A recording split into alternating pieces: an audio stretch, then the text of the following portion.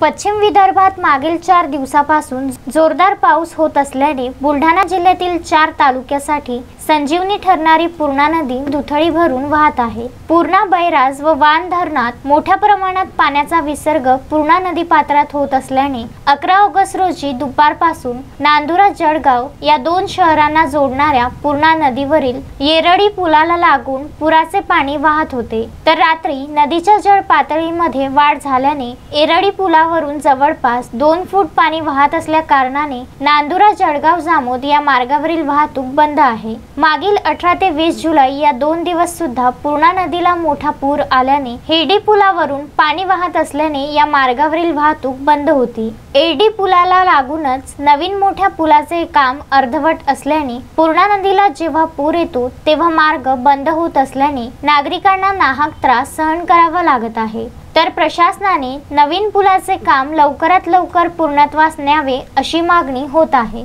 Mohammed Farooq, Vidarbha news, Khamgaon.